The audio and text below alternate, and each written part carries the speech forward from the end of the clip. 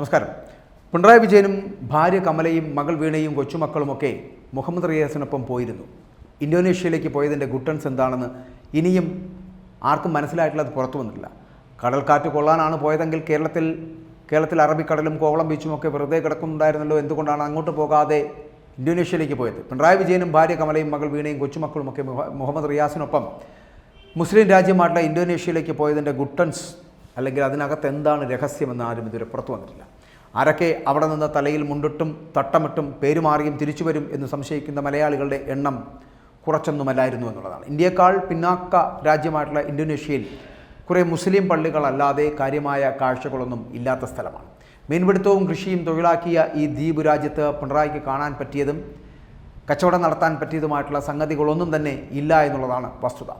കടൽക്കാറ്റ് കൊള്ളാനാണ് പോയതെങ്കിൽ കേരളത്തിലും അറബിക്കടലും കോവളം ബീച്ചുമൊക്കെ ഉണ്ടായിരുന്നല്ലോ, വെറുതെ കിടക്കുന്നുണ്ടല്ലോ, അവിടെ പോയാൽ പോരെ എന്നൊരു ചോദ്യം പൊതുസമൂഹം ചോദിക്കുമ്പോൾ അതിന് ഉത്തരം നൽകേണ്ടതുണ്ട്. ഇപ്പോഴത്തെ ഇന്തോനേഷ്യൻ തീർത്ഥാടനത്തിൻ്റെയും ഒളിച്ചുകളിയൊക്കെ രഹസ്യങ്ങൾ ഏറെ വൈകാതെ പുറത്തു വരുന്നുള്ള കാര്യത്തിൽ സംശയമില്ല. മതവും മതവിശ്വാസവും ഇല്ല എന്ന് പറയുമ്പോഴും മതാചാരം കാത്തുസൂക്ഷിക്കുന്ന മുഹമ്മദ് റിയാസിനെ ഏഴാംകുലികളായിട്ടുള്ള സഖാക്കൾക്കൊന്നും ഇപ്പോഴും മനസ്സിലായിട്ടില്ല എന്നുള്ളതാണ്. ഒട്ടും വൈകാതെ പിണറായി വിജയനും കമലാ മാഡവും ഒക്കെ ഒപ്പം തന്നെ പുത്രി വീണയും മിസ്റ്റർ മരുമകനും മക്കൾ പരിവാരങ്ങളും കൂടി മക്കയ്ക്കോ മദീനയ്ക്കോ പോയാൽ പോലും അധികമാർക്കും അതിശയം വേണ്ട.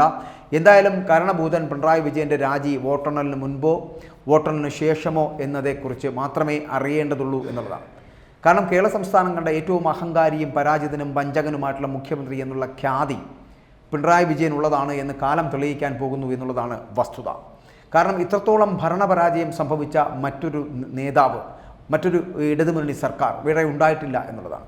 ഇത്രത്തോളം കേരളത്തെ ഭരിച്ചു മുടിച്ച മറ്റൊരു സർക്കാർ അത് കേരളത്തിൽ ഉണ്ടായിട്ടില്ല എന്നുള്ളതാണ്. കേരളം കൊള്ളയിലും കൊലയിലും കടബാധ്യതയിലും പീഡനത്തിലും വരൾച്ചയിലും തകർന്ന് തരിപ്പണമായി കൊണ്ടിരിക്കുമ്പോഴും അങ്ങനെ ഇരിക്കുമ്പോഴും സർക്കാരിനെ കൊള്ളയടിച്ച് വിനോദയാത്ര ഉല്ലാസയാത്ര നടത്താൻ എങ്ങനെയാണ് ഒരു മുഖ്യമന്ത്രിക്ക് സാധിക്കുന്നത് എന്നതാണ് അതിശയകരമായിട്ടുള്ള കാര്യം. ഇനി ഒരു കമ്മ്യൂണിസ്റ്റ് മുഖ്യമന്ത്രി കേരളത്തിൽ അധികാരത്തിൽ വരുമോ, അല്ലെങ്കിൽ അധികാരത്തിൽ വരരുതെന്ന് ആഗ്രഹിക്കുന്ന ജനങ്ങൾ കുറവല്ല എന്ന് പറയേണ്ടിയിരിക്കുന്നു.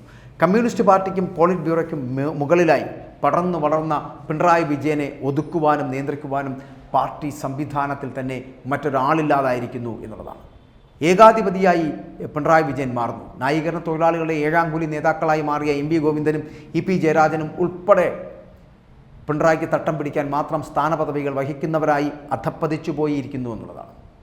ലോക്സഭാ തെരഞ്ഞെടുപ്പിൽ കേരളത്തിൽ 2 സീറ്റിൽ പോലും CPM വിജയിക്കില്ല എന്നുള്ള അത് ഉറപ്പായ സാഹചര്യത്തിലാണ് ഇത്തരത്തിലുള്ള തീർത്ഥാടനങ്ങൾ നടന്നുകൊണ്ടിരിക്കുന്നത്.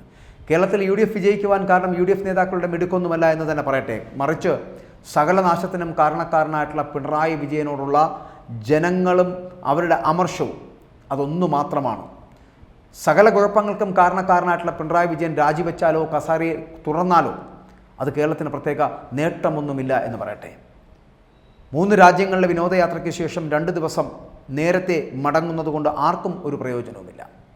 ഇദ്ദേഹം കേരളത്തിലേക്ക് മടങ്ങി വന്ന് ഇല്ല എങ്കിലും കേരളത്തിനൊന്നും നഷ്ടപ്പെടാനും പോകുന്നില്ല. കടം കയറിയ സംസ്ഥാനം, നിലവിളിക്കുന്ന ജനങ്ങൾ, ഇവിടെ പട്ടിണിയിൽ പൊറുതിമുട്ടിക്കിടക്കുന്ന കർഷകരടക്കമുള്ളവർ, കേരളത്തിലുടനീളം നടക്കുന്നത് കൊള്ളയും കൊലയും പീഡനവും അക്രമവും ഒക്കെ അരങ്ങേറിക്കൊണ്ടുന്നു. അത്തരത്തിൽ അഴിഞ്ഞാടുകയാണ് ഇവിടെ. കൈക്കൂലി കണക്ക് പറഞ്ഞ് വാക്കുന്ന പോലീസ് ഉദ്യോഗസ്ഥരടക്കമുള്ളവർ, പീഡനക്കേസിലെ പ്രതിയെപ്പോലും പണം വാങ്ങി രാജ്യം വിട്ടുപോകാൻ സഹായിക്കുന്ന പോലീസ് ഉദ്യോഗസ്ഥരടക്കമുള്ളവർ, തിരഞ്ഞെടുപ്പ് കഴിഞ്ഞാലുടൻ മന്ത്രിസഭയെയും സർക്കാരിനെയും ജനങ്ങളെ അനാഥരാക്കിയാണ് ഈ കാരണഭൂതൻ കേരളം വിട്ടു പോയത് എന്ന് പറയേണ്ടി വരും. എന്തിനു പോകുന്നു, ആരെ കാണാൻ പോകുന്നു, എന്ത് കച്ചവടത്തിന് പോകുന്നു, ഏത് വെറുക്കപ്പെട്ടവനാണ് ഈ യാത്ര സ്പോൺസർ ചെയ്യുന്നത് തുടങ്ങി 100 കണക്കിന് ചോദ്യങ്ങൾ ഇങ്ങനെ ബാക്കിയാക്കിയാണ് കാരണഭൂതനായിട്ടുള്ള പിണറായി ലോകം ചുറ്റാൻ പോയതും ഇപ്പോൾ മടങ്ങി വന്നതും. ഈ ലക്ഷ്യമില്ലാത്ത ഒളിച്ചോട്ടം കൊണ്ട് ആർക്ക് എന്ത് പ്രയോജനം ലഭിച്ചു എന്നത് മാത്രം ആർക്കും അറിയില്ല എന്നുള്ളതാണ്. ഈ പിണറായി വിജയൻ തമിഴ്നാട്ടിൽ മുഖ്യമന്ത്രി സ്റ്റാലിനെ കണ്ട് പഠിക്കേണ്ടതാണ് കേട്ടോ. കാരണം തമിഴ്നാടിൻ്റെ മുന്നേറ്റത്തിനും തമിഴരുടെയൊക്കെ ക്ഷേമത്തിനുമൊക്കെ വേണ്ടി രാപ്പകലില്ലാതെ അധ്വാനിക്കുന്ന ഒരു മുഖ്യമന്ത്രി അവിടെയുണ്ട്. ആ മുഖ്യമന്ത്രി അവിടെ ഭരണം നടത്തുകയാണ്. അവിടെ മുഖ്യമന്ത്രി ജനങ്ങളോട് സംവദിക്കുകയാണ്. അവരുടെ പ്രശ്നങ്ങൾക്ക് ശാശ്വതമായിട്ടുള്ള പരിഹാരം കാണാനുള്ള ശ്രമം നടത്തുകയാണ്. കേരളത്തിലാവട്ടെ മുഖ്യമന്ത്രി ജനങ്ങളിൽ നിന്ന് വിദേശത്തേക്ക് ഒളിച്ചോടുന്ന ഒരു സാഹചര്യം. എങ്ങനെയും ഈ ദുർഭരണത്തിൽ നിന്ന് കേരളത്തിലെ ജനങ്ങൾ ആ മോചനം ആഗ്രഹിച്ചു തുടങ്ങിയിരിക്കുന്നു.